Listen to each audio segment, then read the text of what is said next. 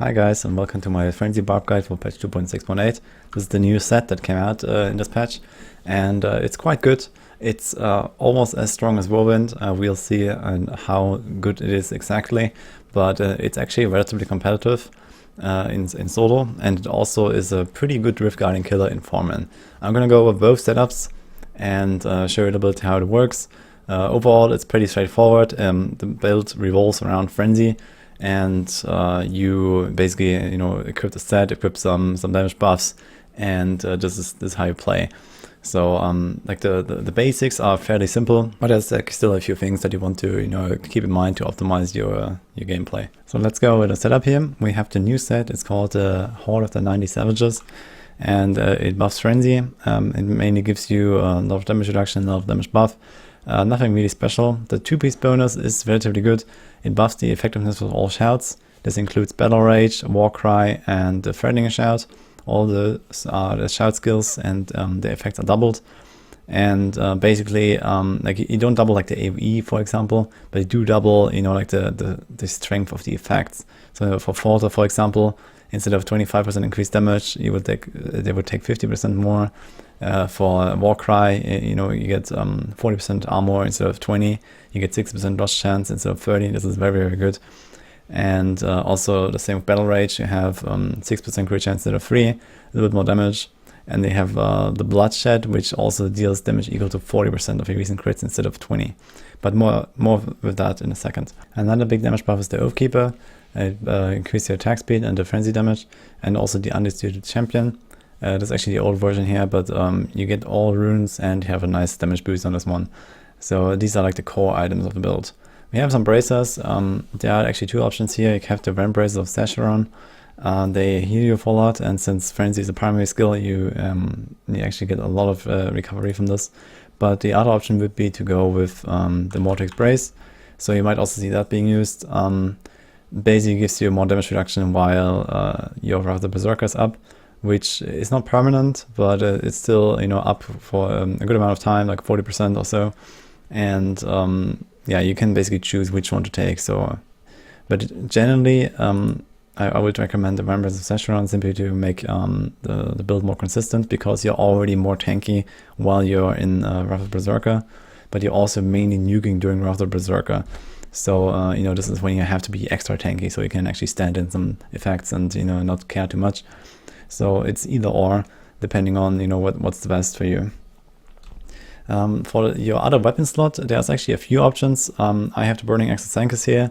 The special effect here is actually quite good. So it's basically like a little bit of like an ignore pain effect.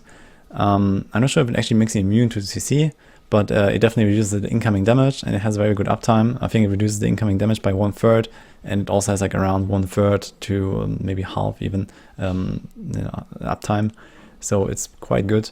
It comes with some extra fire damage, so you should try to also roll fire damage on your amulet and your bracers if you use a weapon. Other options for the weapons, also the Sunkeeper. This one is relatively good, especially in groups, not so much in solo, but you can use it. And other than that, you can also go with the Azure Wrath, because it has a chance to freeze effect. And with the 2-piece bonus, applying the double damage effect while enemies are frozen. That's actually the old tooltip here. So it's freed, frozen, and stunned enemies. And this will make it a little bit more consistent to increase the uptime of that. But generally, I would recommend the Burning Axe of Sankus in solo. In the cube, we have the Man of Might. You can also swap this with the Convention of Elements and equip the other.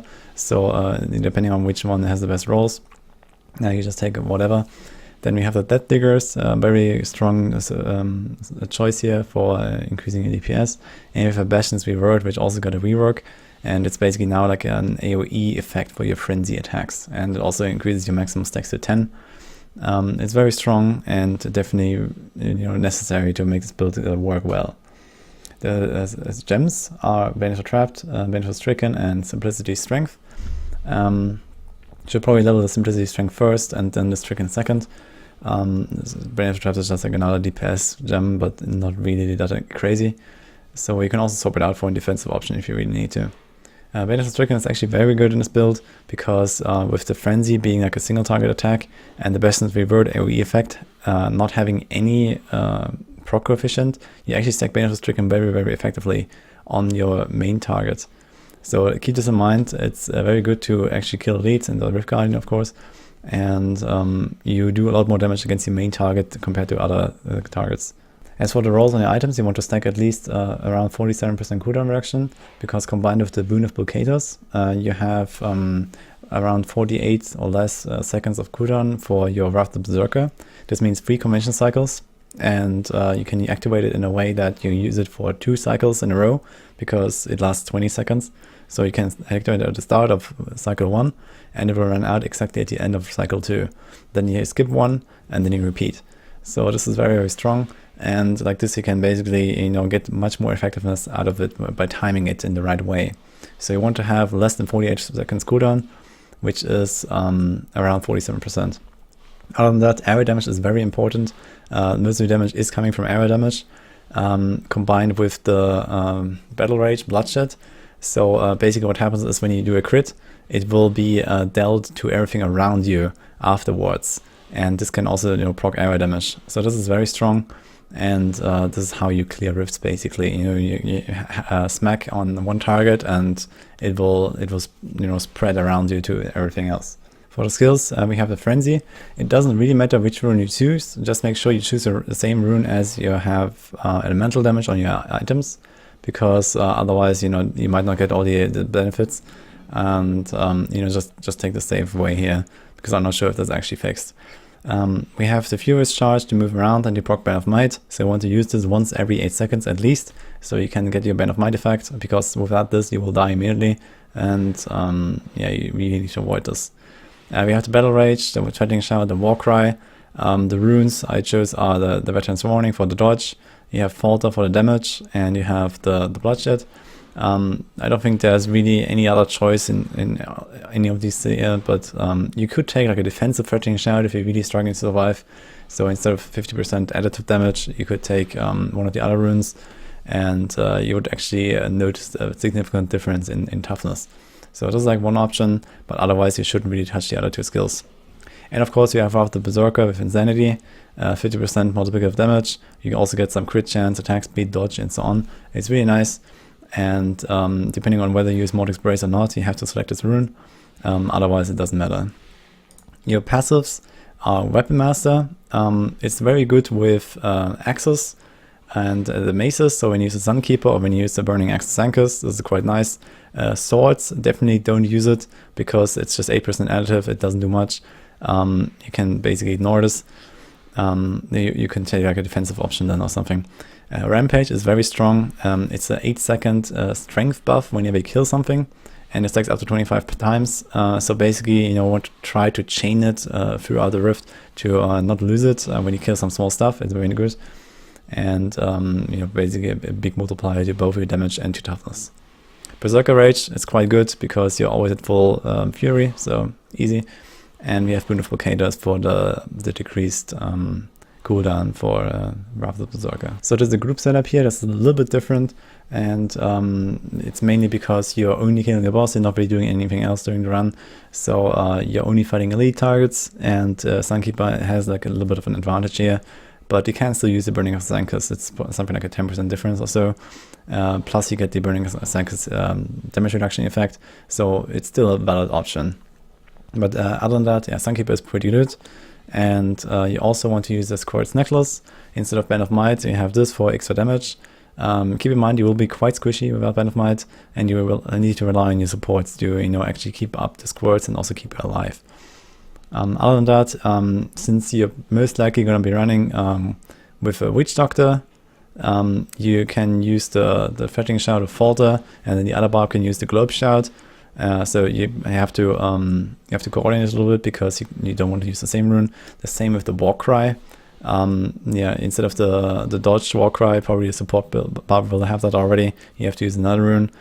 So the all res is pretty good. And yeah, other than that, not really much changes here. You can take a little bit different passives here. Top of Nails gives you a little bit of toughness. You can also use Nose of Steel to survive. You can use Ruthless to increase the DPS a bit. This is up to you pretty much. But aside from that, not really much changes here in the setup. Maybe you should go for the more Express here more than in solo, because you don't need the life per hit really, since you have a monk keeping you alive. So this is not really a big issue. And here's also one third setup that I want to share.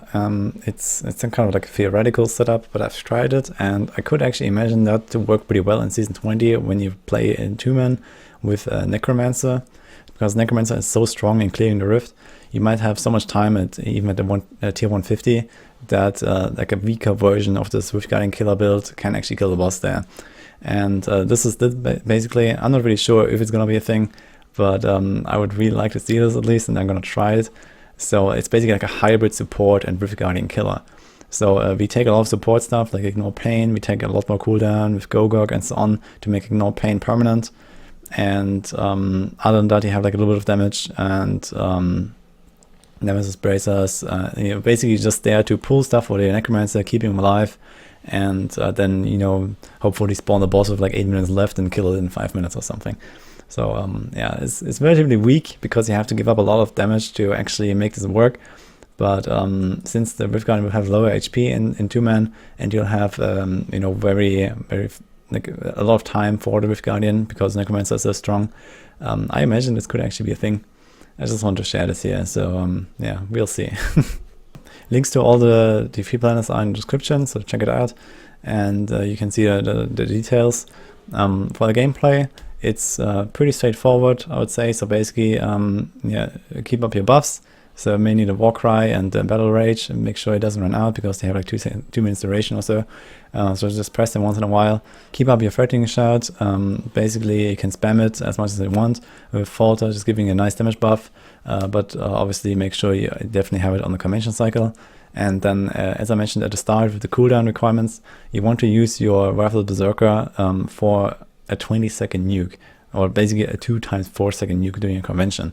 So you want to use the downtime to, you know, move around, make the pull, and then you want to pop it exactly at the start of one of your convention cycles, so that it goes over to the second cycle, and you can, you know, DPS for full 20 seconds. And then you have downtime, and then you repeat. So this is how it's going. Always try to focus on especially yellow elites, because of the stricken stacking. Those die fairly fast and give you more progress than other stuff. You know, focus on the big trash as well. When you fight blue packs, you don't always kill them, because you know, there might be like a pack of 5 blues, and you know, they're way too tanky to stack stricken on every single one of them, and they might have illusions or fly around or whatever. So don't be afraid to skip blue packs, but you definitely want to kill yellows as long as they don't have illusions. But a little trick here for illusions is you can hold down and target lock the elite, and when it spreads to 5 illusions, you will keep attacking the right one as long as you keep holding your button. So you can use this to find out which is the right one right away, and you know, then you know which one to attack. So this is it for the most part for the gameplay. You will notice that, you know, especially elites and Rift Guardians die really fast. But also, you know, in some big AoE situations, you can do a lot of damage because of the Blood Rage, Bloodshed. Like it's basically your main AoE component, and you'll notice that, you know, small trash dies fairly fast, for example. And then, you know, as the small stuff is dying, your Bastion's Reward will spread to fewer targets, and then you can, you know, finish off the rest more easily as well.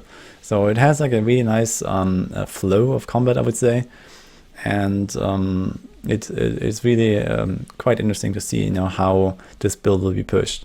But keep in mind, it's still a little bit weaker than Whirlwind. I don't know exactly by how much. I would say something like 3 to 4 tiers. But, you know, maybe we'll find out, you know, some other things that make it a little bit stronger. It's definitely a solid option. You can also play it in T16.